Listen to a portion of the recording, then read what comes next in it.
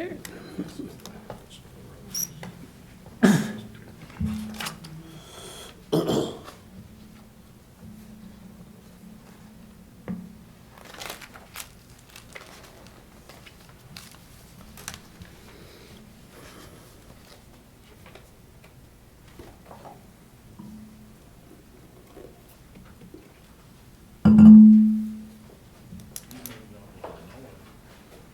Yeah. Kind of like a buffalo in a china shop.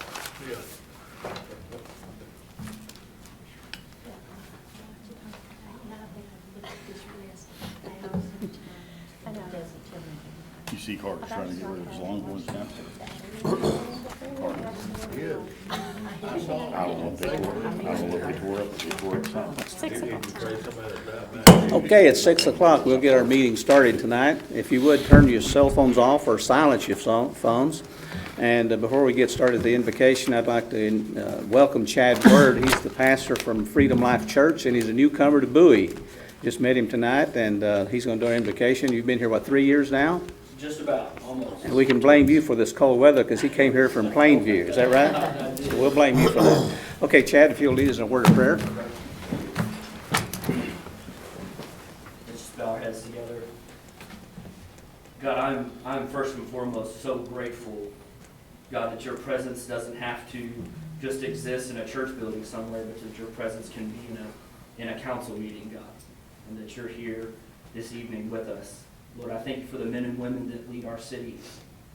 And God, I know that according to your word, Lord, that you've placed every leader, God, from presidents to mayors to city council members, that's what you do, and that their hearts are like channels of water in your hands, God, and that you turn them however you want to turn them, God. And I just pray that reality would be evident in this place, God, as we meet and conduct the business of our city, God. Lord, I pray that faith would be our foundation. God, I pray that unity would be our goal. And God, I pray that humility would be the currency by which we conduct business, God. Recognizing and knowing that we, without you, are nothing, and that we can do nothing. And so, God, I just pray blessings over the men and women that have taken on the task of overseeing our city, God. And I know that, Lord, for the sake of the families of Bowie and for the sake of the future families, God, we need you. God, for the businesses that exist here in Bowie, God, and for the future businesses that will be here, God, we need you. And so, God, I just pray, Lord, that your heart would be in this place, Lord, and that the hearts of our leaders, our mayor, God, and the city council, Lord, would just unify themselves together into your heart, God, for our city, Lord. We love our town. God, we love what you want to do with our city, God, and we place it into the hands of you, God, and know that we will find prosperity and blessings, God, as we submit our hearts gladly to your will and to your way, God. I lift them up, Lord, with their difficult task as our city council and as our mayor, God. That's a hard task, Lord, so I pray that your voice would be the voice that they would hear, God, and that would be the voice that they would follow, Lord. We love you, and we trust you with it. In Jesus' name, amen. Amen. Thank you, Chad. Let's do the pledge. I pledge allegiance to the flag of the United States of America and to the republic for which it stands, one nation under God, indivisible, with liberty and justice for all. Thank you.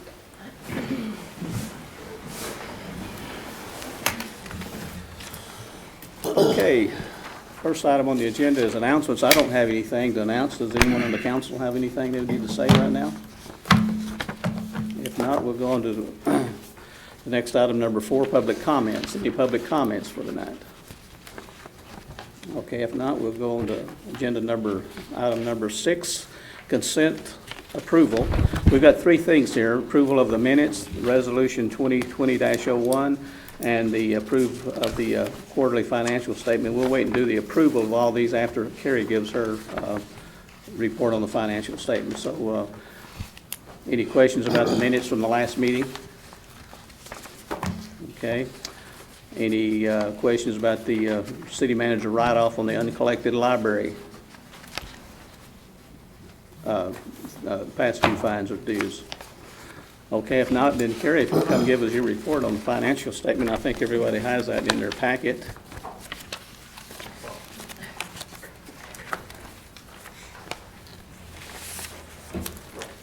Okay, so y'all got a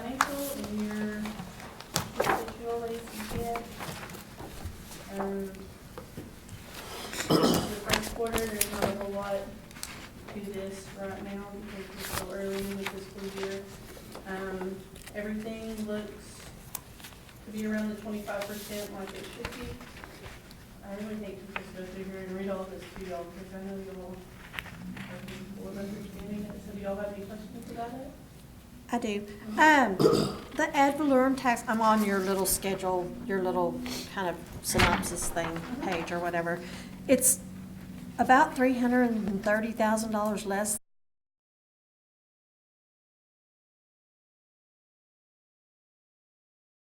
It just depends on how they send the payments over. And we have a new woman that's over that this year. I've noticed some things that she's done a little bit different in the last year since she's kind of. So you think it's just a timing thing? Yeah. Okay. Depending on the timing, we used to get like several checks a month whenever they started coming in, after December. We're really just kind of getting one, it seems like. So Okay. I think it's just how they're dispersing them to us now. Okay, that's fine. I didn't know if that was, I mean, I would assume that it was probably just a timing thing, but. Yeah. On the insurance expense and workers' comp expense, and I may have asked you this before, that's because we pay it early in the year, right? So we just made.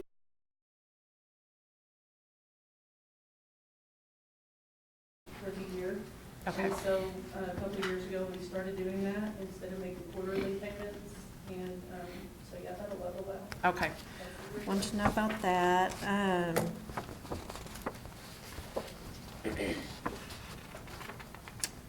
In the water department, fuel expense seems to be way high for some reason. I mean, it's like 90% of what we have budgeted.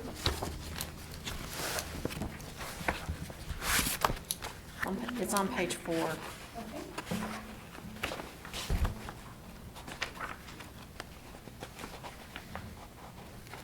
Did we prepay something, or? No, that might just be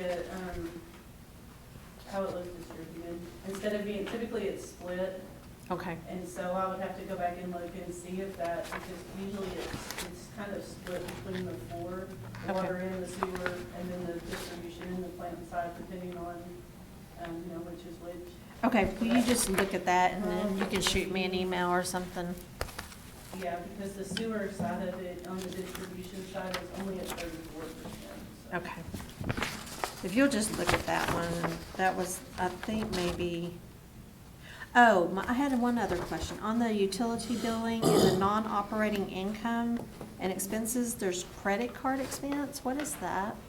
So that is the fee that we are charged to let customers pay by credit card. Gotcha. And so that would be, okay, and it's 30%, so that's good too. I got one more sticky, I think. Oh, in the general fund, there's miscellaneous revenue. Do you know what that is? There's like $30,000 in there. What page is that on? 16. I'm sorry, a lot of these were just questions for me that I was So just. part of that is the money that we received for the ASPP, the ambulance, Okay, supplemental ambulance payment. I just put it in there and then it gets put into its designated cash account, but it just comes. Gotcha. I looked at that too, that's the only reason I did that off here. well, I figured you probably would have looked at it because it's like a big number and we didn't even have anything. Miscellaneous is kind of a weird thing. Abatement expense in the code section on page 42. Did we abate something?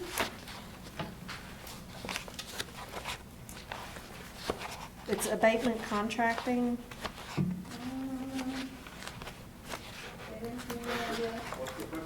You've got about 5,700 in your abatement contracting expense. Do you remember offhand what we've done? That's the money that we use to hire contractors to clean up people's messes when they won't do it. So did we clean up somebody's mess? We I spend, will applaud you. well, I don't remember how much is in that budget. About Well, 5,700. there's 8,000 budgeted, and you 8,000. used 5,700. I'll use all of that. Right. next year, cleaning up people's messes. Okay, good job. All right, that's all my stickies. Thank you. I have a question. Under the general revenue on the ambulance collections, I just got a question for Chief Page. A couple of 3 years ago, we changed to a different collection company. Is that still working good for us? Okay, and we had less collected this year than the previous year. I guess that's because of the number of call volumes. We had less calls. There could be a lot of different variables. Really? Call volume could be one of the indicators as to why that number might be lower. I guess my main question, though, the collection company is still doing a good job for us collecting those fees that are hard to get sometimes. Yes, sir. Okay. We're still $150,000 roughly over what we were getting with the previous company. Good, that's great. Any other questions? Okay, then I'll entertain a motion to accept the consent agenda items. So moved. Okay, do I have a second? Second. Okay. Mr. Kent, how do you vote? Aye. Ms. Buckmaster? Aye. Mr. Love? Aye. Mr. Malone? Aye. Mr. Bell? And Ms. Higgins? Okay, moving right along.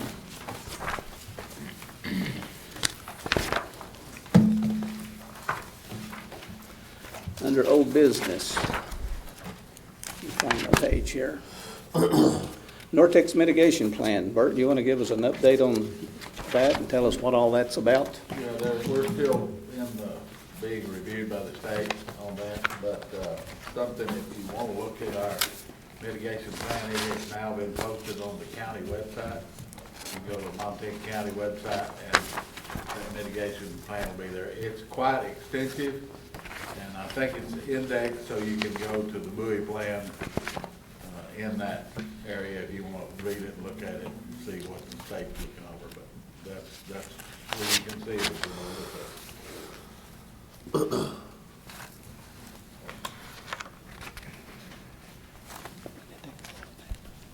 Okay, the next item is number 2, second reading of ordinance number 2020-01. Let me read this here. An ordinance amending Chapter 3, Building and Construction Codes, Article 3.100, Building Codes, Section 3.102, 2018, and other international codes adopted, and the National Electrical Code of the Code of Ordinance of the City of Bowie, repealing any conflicting clause, providing for a severability clause. We talked about this in our last meeting. This is the second reading of that. Any questions on that? If not, then we'll entertain a vote on that. I'll make the motion. Mr. Malone, second. Second. Mr. Bell. Okay, Mr. Kent, how do you vote? Aye. Ms. Buckmaster? Aye. Mr. Love? Aye. Mr. Malone? Aye. Mr. Bell? Ms. Higgins? Okay, thank you very much. And the next item is another second reading. This is a second reading of ordinance 2020-02, an ordinance amending Chapter 8, Personnel and Administration, Article 8.200, City Organization, Section 8.210, C, Municipal Court Judge of the Code of Ordinance of the City of Bowie, repealing any conflicting clause, providing for a severability clause. And this is one we voted on last meeting, and it has to do with some wording for the two words in that ordinance. Any discussion or questions? If not, then we'll entertain a vote on that. So moved. Mr. Love? Mr. Kent? Aye. Mr. I have a second. Oh, I'm sorry, I'll I'm sorry. I had that here, but I just stepped right over it. Okay, Mr. Kent, you vote. Aye. Mr. Malone? Aye. Ms. Buckmaster? Aye. Mr. Bell? Mr. Love? Aye. And Ms. Higgins? Okay, thank you. And the next item here under old business, the last one, is another second reading. This one is ordinance 2020-03, an ordinance amending Chapter 3, Building and Construction of the Code of Ordinance of the City of Bowie, amending Section 3.103, amendments to model codes, repealing any conflicting codes, ordinances, or orders, providing for a severability clause, adopting a savings clause, determining that this ordinance was passed in accordance with the requirements of the Open Meetings Act, and establishing an effective date. And again, we voted on this one last meeting. Any questions on that? Okay, if not, we'll entertain a vote. So moved. Okay, second? Second. Wade's got it. You got Wayne? Okay, Wayne. Okay, Mr. Kent, how do you Aye. vote? Ms. Buckmaster? Aye. Mr. Love? Aye. Mr. Malone? Aye. Mr. Bell? And Ms. Higgins? Okay, thank you. Okay, new business, Section 8.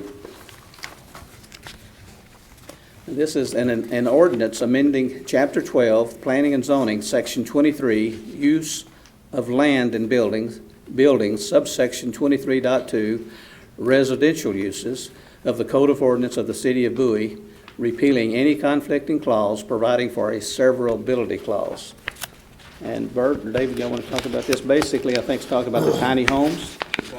Basically, when we changed the building code, we also, in order to allow tiny homes, we need to change our zoning and make it so that we can put tiny homes in a specific area.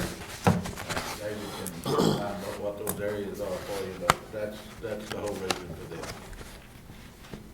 Okay. Any questions, discussion about this? Okay. What are those areas again?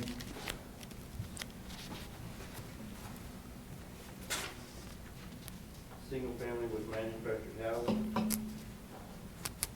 manufactured housing park district, multifamily residential, commercial, and light industrial. You still getting inquiries from developers and contractors, David? That's good. Okay, any other discussion or questions? If not, we'll entertain a motion to vote. So moved. Second? Second. Okay, Mr. Kent? Aye. Ms. Buckmaster? Aye. Ms. Love? Mr. Love? Mr. Love. Mr. Love, I'm sorry. Aye. Excuse me. Mr. Malone? Aye. Mr. Bell? Ms. Higgins?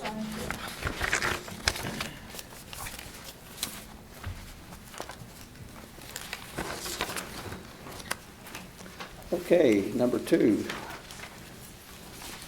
Consider awarding contracts for engineering services, bond counsel service, and financial advisory services in connection with the Texas Water Development Board projects. And I think we have some folks in the audience that want to talk to us about this. Bert, do you want to lead us into this discussion? With us is Mike Tibbetts with Hager Engineering. Mike had to drive through the cold to get here tonight. And Kevin Lerner and Deanne Carson from Government Capital. And if you need them too, they can kind of tell you what we're going to do. But this is part of the procurement process in order to borrow the money to protect the water development board. And we have to go through this process step by step like their rules are, and they can explain that. Mike, do you have any comments? Well, unfortunately, engineers can talk for a long time, they put you all to sleep, and I'll talk as little or as much as you want me to. The city of Bowie is to be congratulated for being proactive in addressing the wastewater collection system issues. Most of my clients are reactive. You're being proactive, and that, to me, you'll get the work done for less expense because you're planning ahead and you're not having to do something on an emergency basis. Much of your collection system, your sewer collection system, it has 4-inch pipe, which is illegal anymore in the state of Texas. Also, when it rains, you tend to get a lot of flow at the wastewater plant.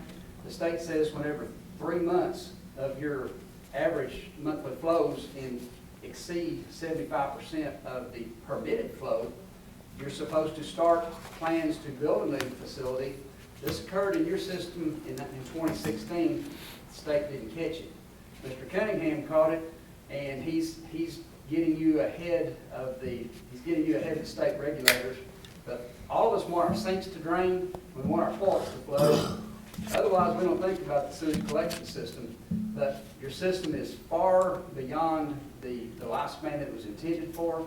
There's parts of it that are illegal anymore, and the city is moving forward to address those issues before they become a quality of life issue for the city of Bowie. So the Water Development Board allows you to take a loan that is higher than you could get at a bank, and it's probably at a lower interest, much lower interest rate, and for longer terms. You can get up to 30 years to pay this off, and it'll be several percentage points below probably what you could get at a bank. The red tape that's associated with that, the strings, is that you have to do some preliminary engineering, you have to do some environmental feasibility. You've got to hire me to do some things, you've got to hire these folks to do some things, but what it gets you is a lower interest rate, a longer time to pay for it, which reduces the increase that your citizens will feel per month on their water and sewer bills. So, with having said that, I'll back off unless you want me to ask me some more questions.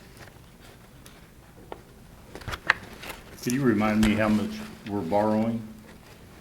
Well, I believe this is probably a financial question, but it's around, 9 million, 9.3 million. roughly? And this will fix 30% of our sewer. well, that's what we think. But one of the things that you have to hire us to do is to do a cost estimate of what it would take. We don't know how deep the lines are, we don't know what part of the town has rock. So that will affect how much we can replace. So we're hoping that it will be 30%. We're hoping that the contractors are desperate for work at that time. Maybe we can get more done. But one of the things we're trying to do is talk to your staff about what parts of the system will get the biggest bang for the buck. What parts of the system do we replace that gets us the most reduction in the flow that gets to your sewer line? So that's part of the study that we'll do before we just go out and start tearing up the streets and replacing lines. We want to make the best use of your money. I'm really making the point just to make everyone aware that this doesn't fix everything. That is correct. There's more to come. This is just the start. Yes, what we're going to concentrate on are the lines, about the 4-foot-long clay tile sewer lines that don't have rubber gaskets. And when it rains, water gets in there, roots get in there to plug it up. And so those are things we're going to concentrate on first. Do we know yet which parts of town have the old clay pipe? Yes, sir. Mike came, I guess, last week. Yes. And we had a meeting with Stoney and Joe and Kevin, and we pinpointed the problem areas, had a whole double-spaced page list of problem locations. We gave that to Mike, and so he's already started reviewing that and looking at it and seeing, you know, those problem areas where we're having the most difficulty, where we're getting the most calls, and so. I might add also, Chuck, there's a map in the office up there where they've highlighted all these problem areas, and Stoney and his crew have prioritized those into the top 10, and that's where they're going to start right now. It's gonna be my next question. Yeah, so there's a map there at the City Hall if you want to come look at it. I've been looking at it, and it's good that they've done that preliminary work already. So we've got a plan, we've got a starting point for that plan, so it sounds good. At this point, where would we think, if all this happens and goes through, when would we be able to start, Bert? Mike and Kevin could probably tell you more than I could. So. Okay. Once the decision is made as to your engineer, financial advisor, and bond attorney, then we have to do an application. And that will take us about 6 months. It looks, they have a 15 or 20 page list of things that we have to fill out. It takes into account your water and sewer rates, and it looks into, are you in trouble with the state? What is your median average, what is your median household income? And then we'll put together a cost projection, and if the payment per month that has to go towards retiring the debt is more than 2% of median household income, that puts you in a better category for interest rates, all right? And if there are other criteria that we find, for instance, we'll look and see if we can qualify you for what's called a green project, which means if we reduce the amount of flow that gets in the system, your pumps are running less, and that will save you some money. So if we can figure out a way to save money we may qualify you for some additional credits that will get your interest rate down. For instance, one of the things that Bert and his staff has looked at is, can we abandon one or two of these lift stations by putting in a gravity sewer line from that lift station to another part of the collection system? Well, that takes care of all the electricity that was and the maintenance that was dedicated to that station. So those are some things that we're going to look at to see if we can get you better interest rates. But those are some things that take us about 6 months to do that. Then the Water Development Board will take about 2 months to review that. They'll have some questions for us. We'll go back and forth. Then when we get to that, then they'll give us permission to start designing the project. And we'll survey, and then we will start our design. The design in this case will probably take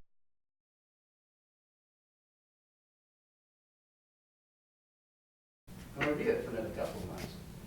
Then the bidding process gets started. Bidding process will be about 2 months. If the low bidder is within budget, that's good. If not, we'll have to do some value engineering. The way we'll set the bid schedule up is we'll put the higher priority items first, and then lower priority on the bottom. If we think that it's going to come in under budget, we'll put some additive alternates in. Let's go fix some other things in town. We have no control over what the contractor is going to bid at the time that comes in. We don't know who's going bankrupt, who's getting a divorce, what the economy is going to be. We have an estimate, but it's going to be 6 or 8 months before the bids come in. So we'll do our best to make the bid schedule flexible, give you the best bang for the buck. And then a project with $8 million, $7 or $8 million worth of construction in a town the size of Bowie, we can't just put it all in 9 months, because we'd have streets torn up all over town, and your fire and your EMS and your police would have trouble getting around, your school buses would have trouble. So we'll probably stretch it out 15 months, maybe 18, just so that it doesn't disrupt the traffic flow around town too much. We can compress that, but then it's hard on your citizens. So there's a balance there that we have to achieve. Then after that, we'll have record drawings, which we will give you drawings that show what was actually built. There's going to be some changes that occur during construction, and then we'll have about a month of final paperwork through the Water Development Board. So all in all, we're still looking at 3 years. So 2 years before the first shovel hits the ground, 3 years before it's finished. probably something in that regard, depending on what we find as we're doing the design. But that gives you an idea of the project in the request for qualification said a 3-year project, but it's probably going to be more like, instead of 36 months, it may be 40 or 42. We'd like to compress it, but contractors also are going to charge us more if they have less time to build the work. So again, it's a balancing act. But it'd be a couple of years probably before the first shovel in the ground. Yes, sir. We'd Okay. like to say earlier, but I don't want to get you hoped up. At least we're at a starting point to get this major problem addressed and fixed, so. Yes, sir. Like I said, most of my clients are reactive. You're being proactive. It's refreshing. Good. I'd also like to add that this council is at least approaching the problem to get something done about it. Should have been taken care of years ago. Any other questions for Mike? Okay, this agenda item has 3 sections to it. Awarding the engineering services, which is Mike, and the bond services, which is Kevin, the next group, and then the financial advisory. So, Kevin, do you want to tell us about the money? Sure. I think I've met most of you. You've seen me up here before. My name is Kevin Lerner. I'm with Government Capital Corporation. Currently, we're under contract as the City of Bowie's financial advisor. And basically, that just means our job is to try to find the most efficient, cost-effective access for the city to capital. So when you borrow money for any type of project, large or small, Bert usually gives me a call, tells me what we'd like to accomplish and what's the most efficient, cheapest way for the city to accomplish this, whether it's borrowing money for a backhoe or it's a big, large project like the Water Development Board project that you guys are trying to tackle tonight. So currently, Government Capital, we're based out of South Lake. And we do this for cities and counties all throughout. We work with Montague County, Kona, Montague ISD, so we work with a lot of the governmental entities doing the very same thing. And it just would make sense that when, as part of the requirements of the Texas Water Development Board, they require you to go out for qualifications and pick an engineer, financial advisor, and a bond counsel to put this application, this project together. Because it is, as Mike indicated, an extremely laborious, voluminous response. I mean, we're going to be looking at financial trends, economic trends, demographic trends for the last 5 years. Put this application together that goes to the Texas Water Development Board, and they will score it with their magical matrix. And they will come up with, interest rates, based on those responses. There may be some possibility, emphasis on possibility of debt forgiveness, principal reduction, just depending on the demographics of the community and what you're trying to do. And from their scoring, they will come back with a schedule for a possible 30-year financing. It may have some debt forgiveness in it. It may have, first couple of years, maybe 0% of interest rate. What we traditionally see is, rates from 0 to maybe 1.8 for some of the longer maturity obligations, and that they fund through the Texas Water Development Board. So we really won't know a lot of this until we have this application with all this demographics and all this analytical, these numbers put together, submitted to the state. But needless to say, everything that we've seen from previous type applications, it's the cheapest money out there and available. Much cheaper than just going to the market if the city were just saying, hey, we need a $9 million project, do certificates of obligation, through the traditional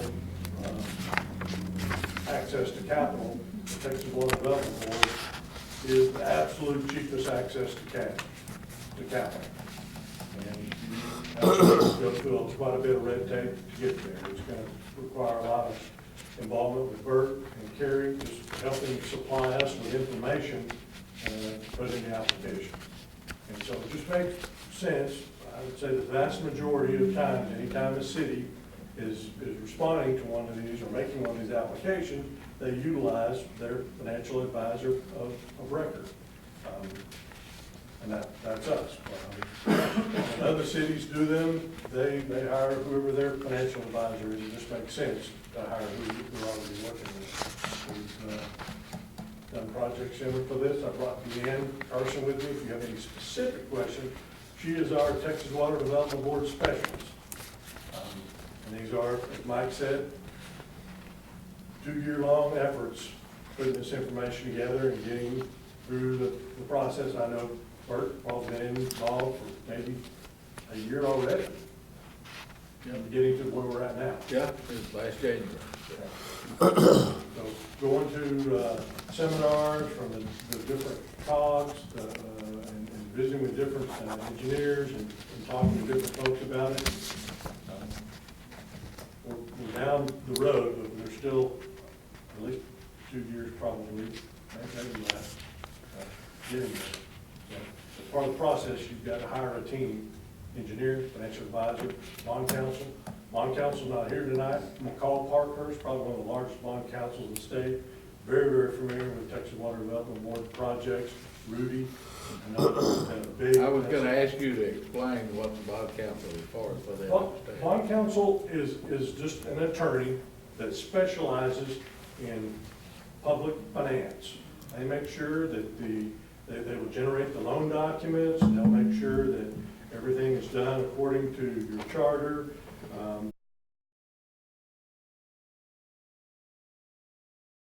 That every step and every aspect of this document is done within all the regulations and requirements and borrowing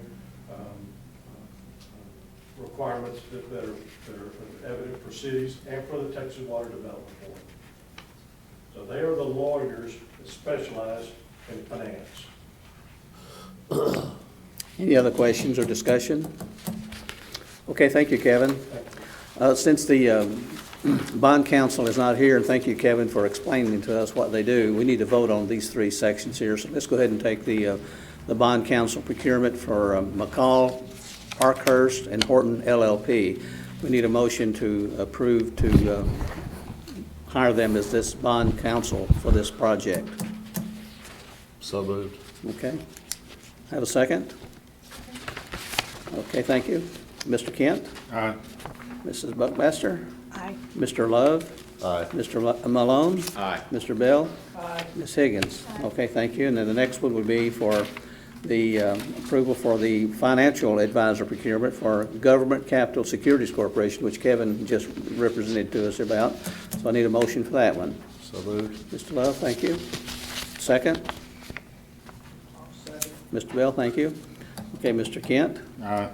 Ms. Buckmaster? Aye. Mr. Love? Aye. Mr. Malone? Aye. Mr. Bell? Aye. Ms. Higgins? Aye.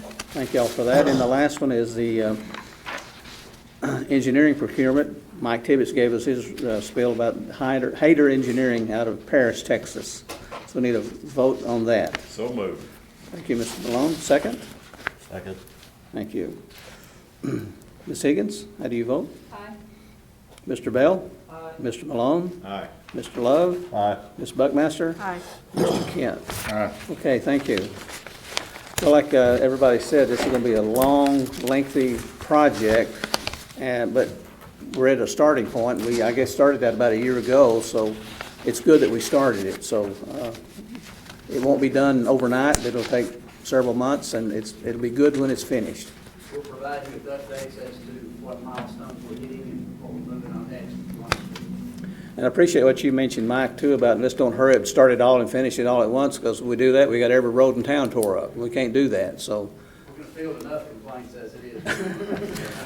But look at the compliments we're gonna get when this is finished. Mayor, I'd like to give these guys an opportunity to leave if they want Yes. to. They've got a ways to drive, and Absolutely. it's dark outside Yeah. and cold and wet, so. And the wind will help be you back going home, so, You're welcome to stay, yeah. but you have the opportunity to leave. Well, thank you very much for coming. You're free to go if you need to. Thank y'all for coming. Mr. Mayor, Yes. if I might, Yes. can I ask Bert, remind us how old some of that pipe is, that 4-inch Oh, pipe yeah. that's underground? 1930. That's pretty old. I don't think any of us were here. Mike says some of it is plate tile, some of it is old steel pipe. Yeah. We'll take some pictures of that for historical reasons. I think that'd be good to take some pictures of that stuff, put it in the archive someplace, or museum. Get some pieces of it, bring it up here. display Absolutely, it. show and tell. Those pieces that we brought up here are water line. Sir? Where it's corroded on the inside. Yes, oh, you, We may not want to see the sewer lines. That's about an inch of water through it. yes. We'll put you in charge of the sewer line inspection, Chuck, let you do a show and tell on those. Well, we're gonna have to have a motion to buy a very expensive camera then, Okay, if I can run it down there. all right. Well, thank y'all for coming, and thanks for the explanations. Thank you, I appreciate it. Okay, moving right along here.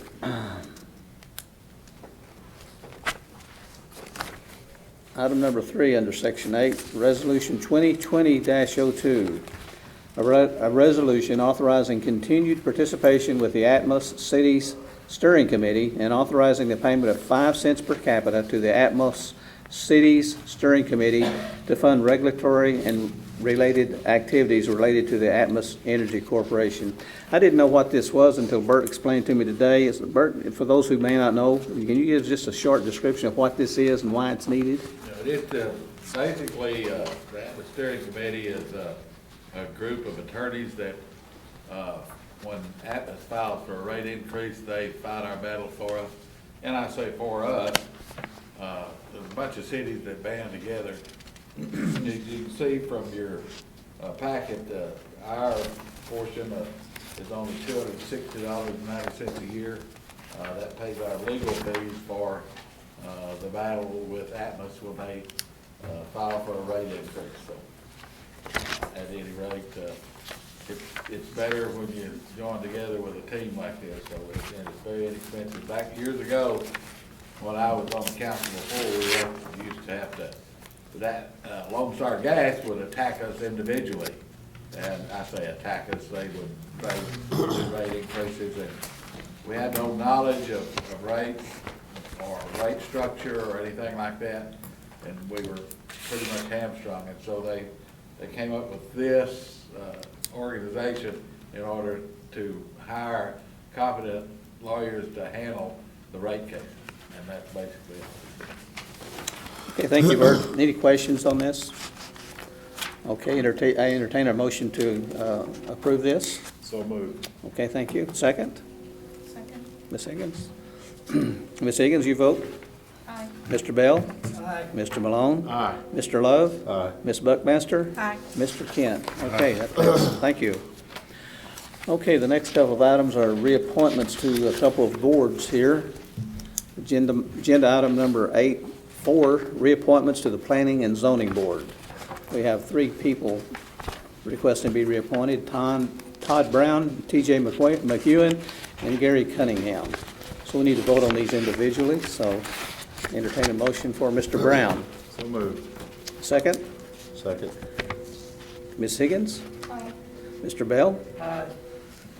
Excuse me, Mr. Malone? Aye. Mr. Love? Aye. Ms. Buckmaster? Aye. And Mr. Kent, okay? Aye. Thank you. And the next one is for T.J. McEwen. Need a motion for him?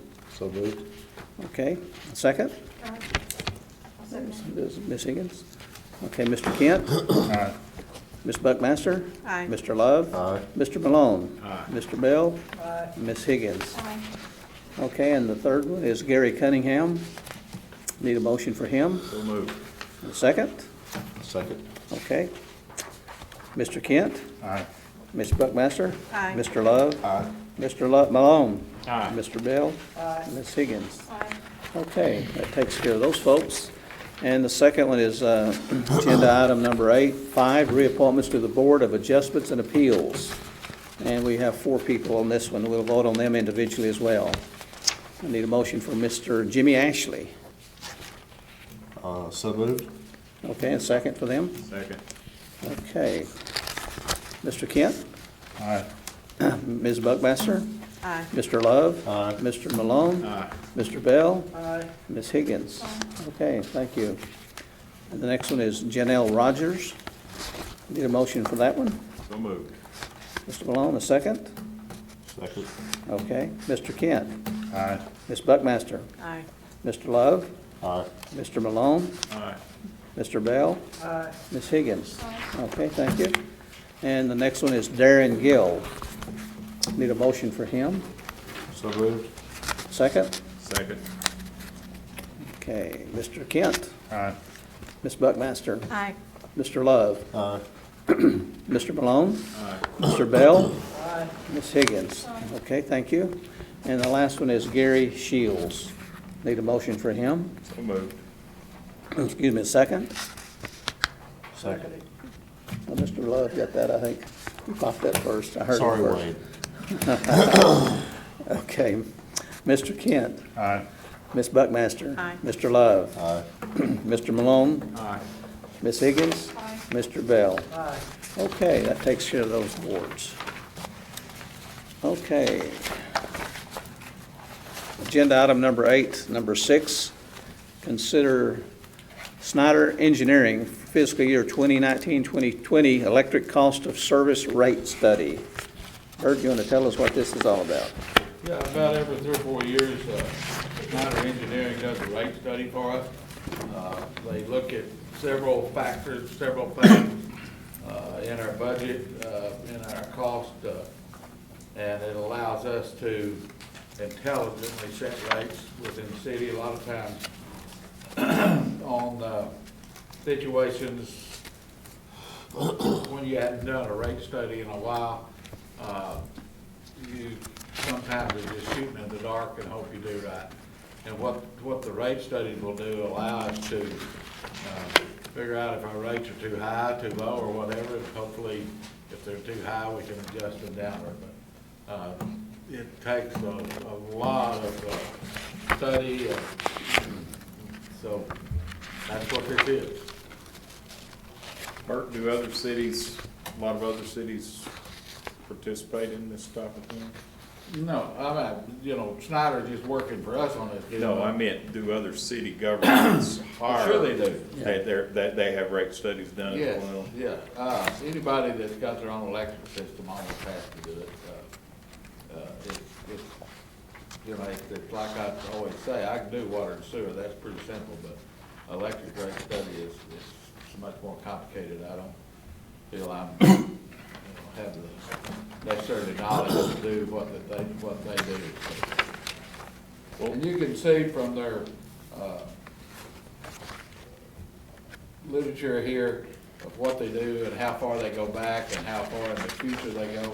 They look at possible things that we might need, for capital expenditure in the next 5 years and things of that nature. So they're looking at all of that to see, to make sure that we have the right amount of revenue to operate. When's the last time one of these was done? At least 5 years ago. It was in 2015.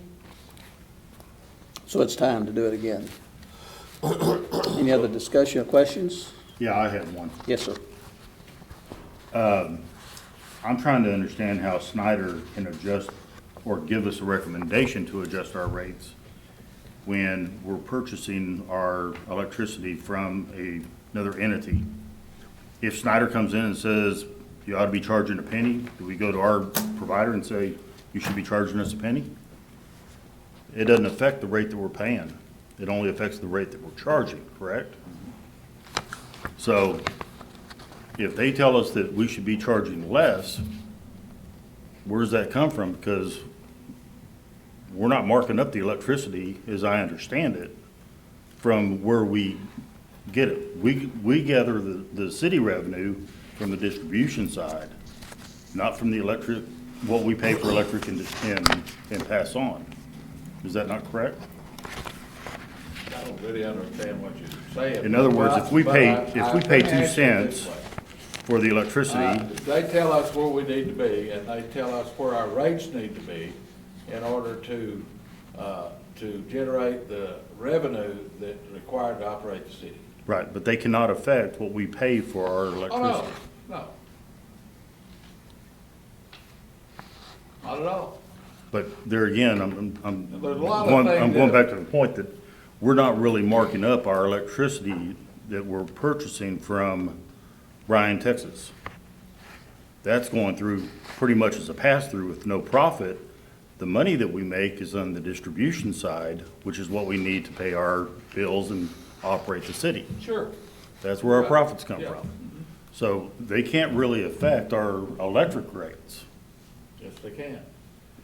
When you say they can tell us where we need to be. I think what Bert's saying is they can tell us what that combined rate needs to be. Not what we pay for it, but what we charge for it. Is that what you're saying? They cannot affect the wholesale price of electricity at all. They can forecast, they can look at the market conditions and things of that nature, and they can look at BTU specifically to see, how BTU is charging us, how BTU, what's in their rate base, and things of that nature. But So they can give us ammunition to go back to BTU for a rate reduction, potentially. potentially, yeah, they probably could. Since this last rate study was done 5 years ago, Bert, do you know what the results was from that study 5 years ago? Did they change, or did we change No, anything? I do not know. I have not seen it, so. Do you know perhaps what? I haven't, but I'm Yeah, ready. we don't have that information readily available, but I'd be curious to know what, Back years ago, we've done this forever, and when I was connected to the city years ago, we got about every 3 or 4 or 5 years a rate study done, and they would come in and tell us how to set our rates, what to set our rates at. How long have we Sometimes been- we would take their advice, sometimes we wouldn't, and they'd say, if you wanna do this, if you wanna generate this much revenue for buying capital equipment or whatever, or paying a Texas Water Development Board bond off or something like that, this is where you need to set your rates. How long have we And used they'll Sniper? give us maximum, minimum, you know, if you, there's just a lot of, games that they will play, as I would say, what ifs. Yeah. And, you know, what if this, what if that, and, you know, this is what you need to do if this is the case, so. How long have we been using Snyder? Long time. Do you know? 10, 12, 15 years. Really? Okay. Okay. All right. Any more discussion or questions about this? Okay, if not, we'll entertain a motion to approve, or vote on this, rather. I make a motion to approve. Okay, second. Second. Okay, Mr. Kent? Aye. Ms. Buckmaster? Aye. Mr. Love? Aye. Mr. Malone? Aye. Mr. Bell? Ms. Higgins? Thank you all for that discussion. I think it's important that we ask these questions to find out what's going on in some of these things that we're not familiar with. Okay, the last item on the agenda for tonight is number 7, Resolution 2020-03. A resolution by the City Council of the City of Bowie, Texas, designating authorized signatories for contractual documents and documents for requesting funds pertaining to the Texas Community Development Grant Program, also known as TXCDBG, contract number 7219041. And let's see, Bert, what can you tell us about this contract? This basically all this is we're approving me and you and Sandy signing the legal documents for the community development block grant. Okay. And that block grant number is for what project? That's the sewer line that runs parallel to Mill Street. The Mill Street project, right, okay. Okay, any questions about this one? Okay, I'd entertain a motion to approve. So moved. Second? Ms. Higgins, okay, Mr. Kent? Aye. Ms. Buckmaster? Aye. Mr. Love? Aye. Mr. Malone? Aye. Mr. Bell? Ms. Higgins? Okay, that will conclude our meeting. At 6:51, we'll adjourn. Thank you all for coming, and thanks for all the comments and questions. Again, Mike, thank you for coming all the way from Paris.